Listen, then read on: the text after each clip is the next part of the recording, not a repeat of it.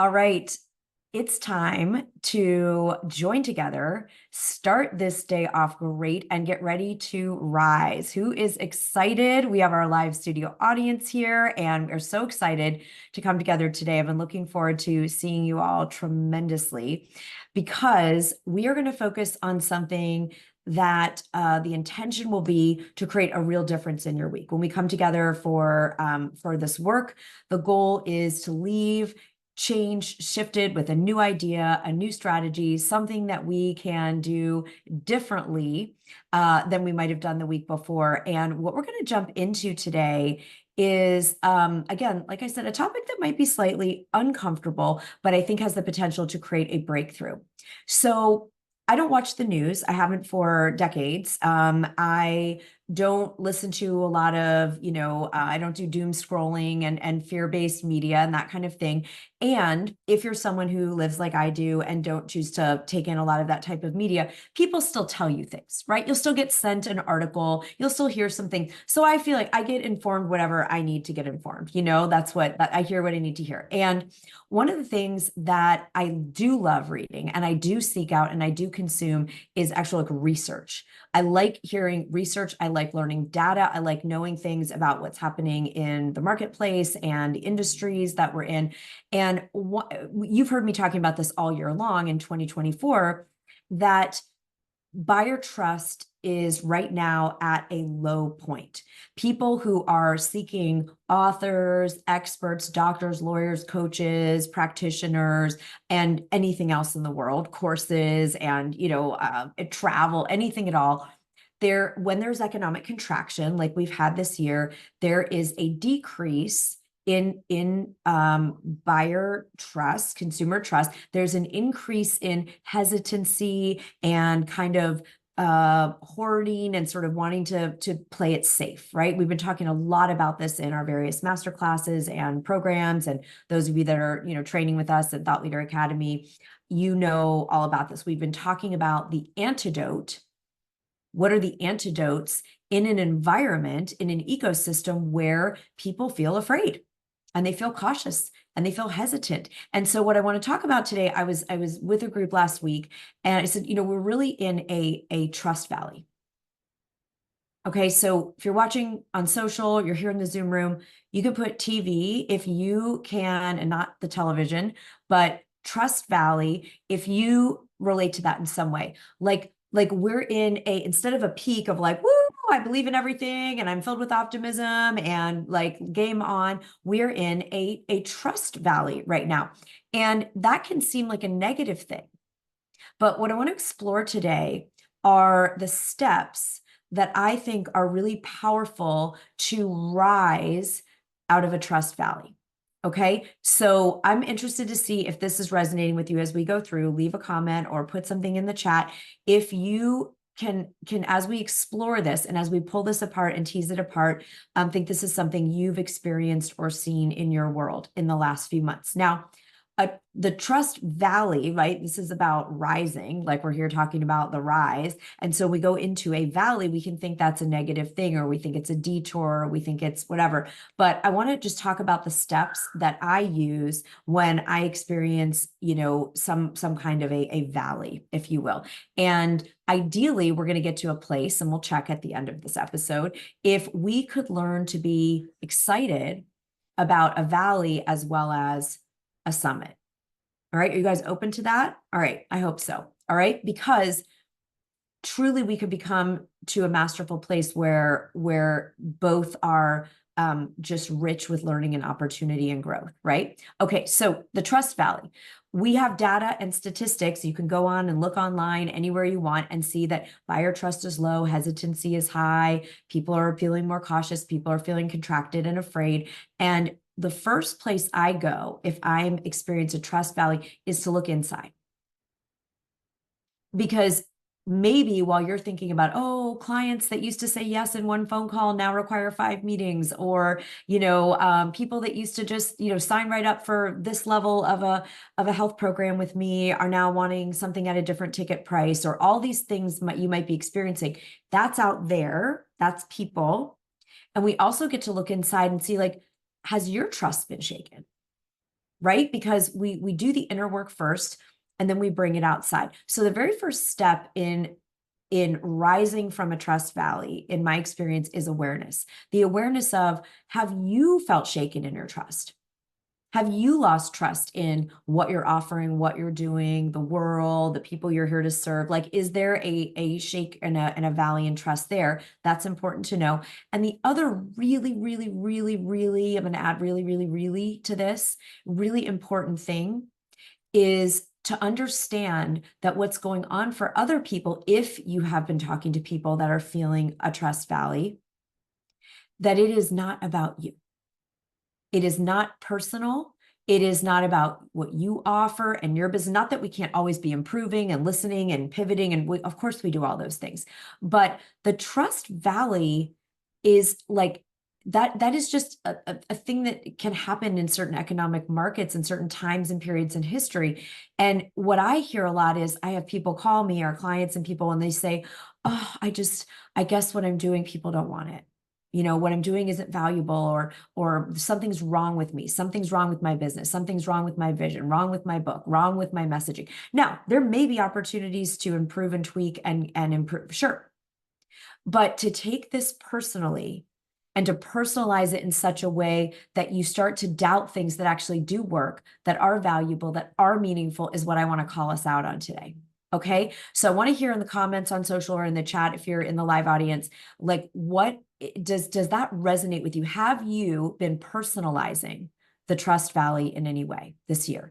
And you can just say me if you feel comfortable sharing that, because that's what I'm hearing people do. And I have done that many times myself, and it feels really bad. And then the problem is that we don't rise to be the leader we need to be in the trust valley to lead people out of the valley to the top of the mountain, right? Because then we get swept up in pathologizing ourselves and our offers and our value and our mission and our movement and our message. And then we're derailed. There is a huge difference to me between my intuition or getting some feedback that says, oh, there's something to change here, there's a different way to do this service or offer, versus staying the course and understanding, oh, people are in a trust valley. And the solution is not to go down in the valley and build a cabin and all move in there together. Let's just camp temporarily and start hiking a little more every day out of the valley. Okay. You with me? Do we have some? Okay. So that's the first step, is awareness of the fact that the trust valley is not special or unique to any of us. And it could just be something that's going on internally with you and externally with others because of environmental factors. Yeah, we don't want to build a cabin down there. Let's build that gorgeous home up on the summit with the view. Okay, now I'm going to give you a little bit of a paradox for step number 2. All right, first we get aware it's not personal, and we get aware of if we've lost trust and we're kind of building a cabin in the valley. The second step, then what we do is say, if I was going to make an opportunity out of this experience, what would it be? Right? So instead of feeling punished, like, oh, I have to learn a lesson and I'm being punished by the universe and, whatever. How about what great leaders do is they make a gift and opportunity in every experience. There are gifts in the valley. Before we pack up and leave, there might be beautiful gemstones and that are going to heal people. There might be incredible fruits and trees and things that only can grow in the valley. And we don't want to miss the gifts that are going to improve our lives and others' lives by just, sulking in the valley, just hibernating in the valley, checking out and watching Netflix the whole time we're in the valley. Like, let's explore the valley and see what's there. Now, what could that look like? Well, for me, when I'm down in the trust valley with, if people are down the trust valley and I go down in the trust valley, it's like, what do I get to get really, really, really good at? When you're on top of the mountain, you just say, hey, I'm doing this thing. And everyone runs up there and signs up and, pays you and you go have the experience. That's really fun. It's awesome and enjoy it. When we're in the valley where people are like, I got to think, I'm not sure, they ghost, they don't show up, whatever it is. what's the opportunity? Well, the opportunity for me this year is really, really, really listening deeply to the people I'm here to serve and creating messaging and content that is so relevant and so useful and so valuable to them, maybe at a deeper level than I've done before. Right? So I have an opportunity to get better at messaging, at copywriting, at listening, at articulating, at serving, right? There is clarity, like some of you are saying there's opportunities for clarity, and I get to get more masterful at follow-ups. Okay, so if you've been listening to the podcast this year, you know that right now people require 9 hours of interactive time before deciding if they are going to invest with you and move forward. If you're a thought leader, an author, an expert, an entrepreneur, they require 8+ follow-ups. Well, I never had 8+ really great follow-ups built into the way that I serve people before. But in the Valley, I'm going to make that. I'm going to go find materials and I'm going to talk to people and I'm going to find out and make sure it's really useful and valuable to them for real. And I'm going to put something together and innovate and create. There is a portal to creative genius in the Valley, a portal to innovation in the Valley that we miss if we sulk, check out, just go into bunker mentality. Because remember, we talked about being in the Valley, if you're going to rise out of the Valley, is expanding when others contract. So if everybody else in the Valley is just watching Netflix on their phones and you're out exploring, tasting, talking, connecting, learning, and then creating new things, that's going to be incredible, right? But we can't do it if we start building the house down there. We're like, I'm here temporarily. I'm going to make the most gifts and opportunities for myself and others here, and then I'm going to make a pathway up to the summit. Okay, so step number 1, we get to be aware. If there's a trust valley going on in you or others, that's happening, it's not personal. You're not, don't throw out your whole, I hear so many like peers, people calling, I'm just gonna quit my business. I'm gonna quit my vision. I'm gonna quit, doing whatever. I do not believe that is the answer any of us will be happy with when we have a temporary trust valley, right? So number 2, what are the gifts and opportunities that we can create? Not a punishment, like I have to learn a lesson, but I'm down in the Valley and there's actually some cool stuff down here. What do I get to become more masterful in and good at and disciplined and do reps around, right? Okay. The third really, really crucial piece is hope. One of the most important energies, vibrations, and messages for ourselves, if we're in a trust valley with our vision and the universe, or others who might be in a trust valley around investing and stepping forward and getting their transformation, is showing a vision of what's possible. Staying in the what if, the possibility, the hope. Here's where we've come through it. How do we deliver that? It can be through storytelling. What's another valley you've been in and how you got out? What's a valley people you've worked with have been in and how they reached the rise into their next summit? It can be stories. I love going and reading stories when I'm in a challenging time. I love going and reading stories of people who had to just do the most insane things to manifest their vision. They had to go through hundreds of rejections. Jack London, as the writer, got rejected 500 times before anyone published a word of his writing. 500 times. And kept going anyway. Sandra Day O'Connor had to go to every law firm after she had graduated from the top law school in the country and had to go beg for jobs, and no one would hire her because she was a woman.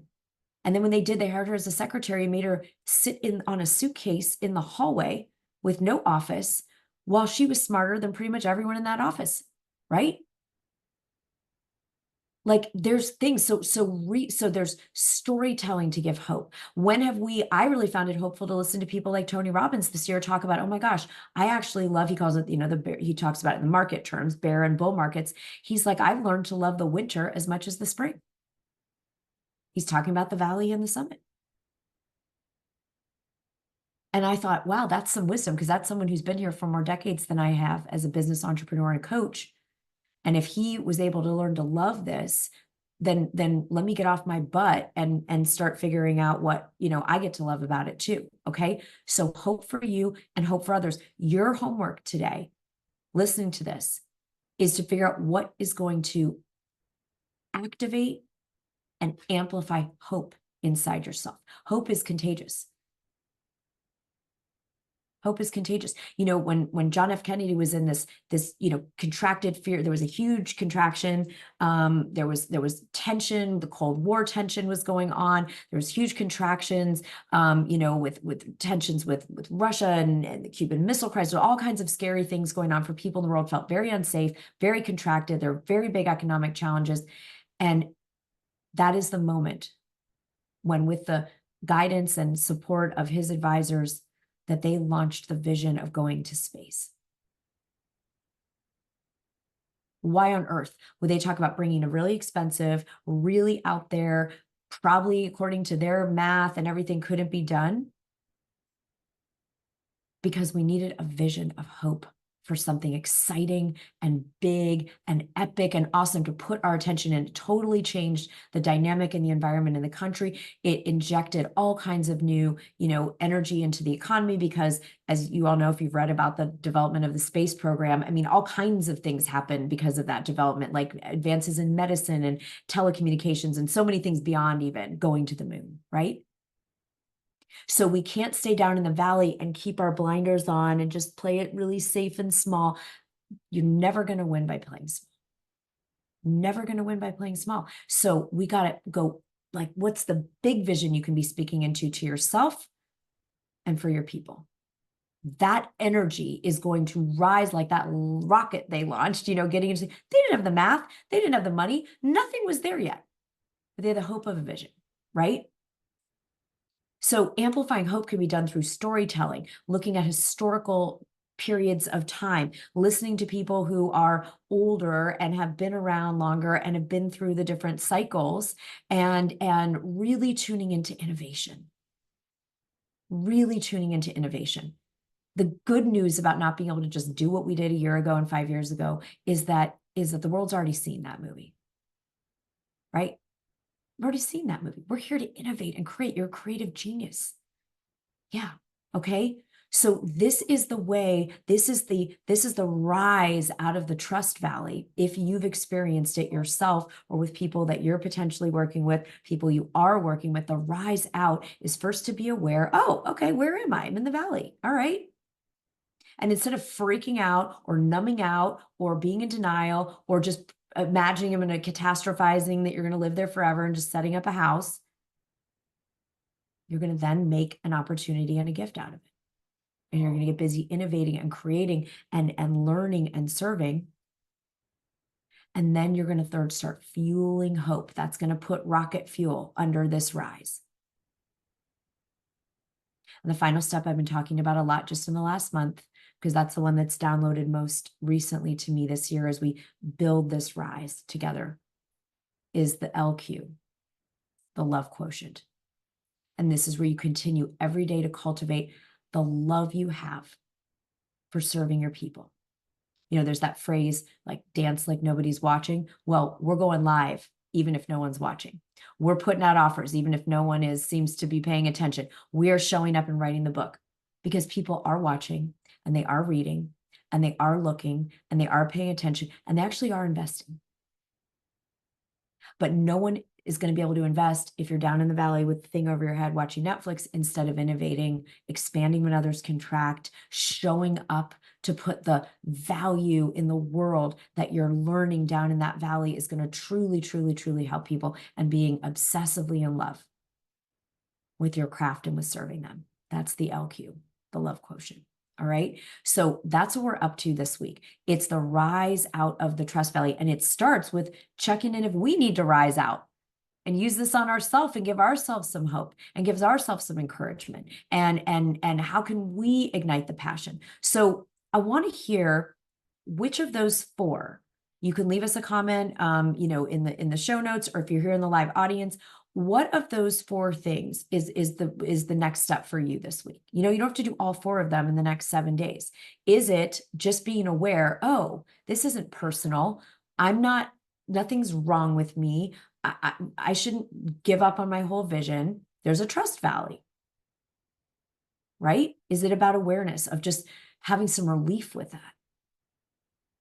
Is it I'm going to stop either denying it or worrying about it or futurizing about it and really get busy finding out what cool stuff is here in the valley that I'm going to use to make something amazing and innovative that's going to really, really, really serve people right now.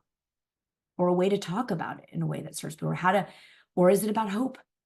You're going to spend the week just inundating yourself with like, oh, this is a cycle, or this is someone who's doing amazing right now, or this is incredible right now. Or is it the love quotient? Is it really just becoming so in love with that next section you're writing in your book, or the person you're talking to on the other end of that Zoom, or the email that you're writing to share what you're doing? Okay, great. Great. Some of you are saying it's going to be a little bit of all of it. Yeah, we can use all of these. Finding things to do in the valley, right? It's like, instead of just, sitting in the valley going, oh, this, because 90% of people are going to just check out and just wait till someone airlifts them out of the valley and things change. But if you mind that valley and you really go deeper in your love of your craft and your hope and your leadership and listening to people and solving the current problem they have right now, maybe in a little bit of a different way, a little bit of a different form, not only are you rising, but they're all rising with you. Yes. Yes. I love this. I love this. Those of you in the live audience, I'm loving this. Reminding yourself of the impact you have with others, the incentive for getting your book out. Yes. Having meetings. So this is about contrary action. The thing I'm going to leave you with is a lot of the valley is about taking the contrary action to what feels comfortable, what feels safe, what feels easy, what feels like familiar, right? It's about the contrary action. I'm going to put out more content, even if I don't know who's watching. I'm going to listen more deeply and fall more in love, even if I feel like people are taking longer than I want or not showing up for things. Paige's going to find a horse to ride out of the valley. Beautiful. I love it. Right? We're only here temporarily. Even if you wanted to stay in the valley forever, you couldn't, because that's not what the ecosystem is going to do. So are we committed to getting every good thing we possibly can out of this, and getting, even if we get one great idea out of the valley this week? Is that cool? Let's have that be, for those of you that want to supersize the episode today, one great idea that you wouldn't have thought of if everything was super easy right now. And then we're going to be so grateful for that, because here's the deal. When you're the one in the valley making things, innovating, serving people, being obsessed with how much you love them and the work, getting better at your craft, like tweaking and adjusting, that's where you've set yourself up from the valley to a 10x jump. Other people are going to just crawl out, crawl up that thing. You're going to ride that rocket ship. So I'm really honored to be doing this with you. I'm excited for you all. We're just going for one great thing to come out of the valley this week that could never have happened if we were up on the summit, and then getting excited about the 10x potential of that as we rise out. All right. Amazing job, everybody. Have an incredible, incredible week. And I hope to see you, those of you that are in the Abundance Accelerator, we will see you later today. And everybody else, I will see you on the next episode of the show. Have a great, great Monday.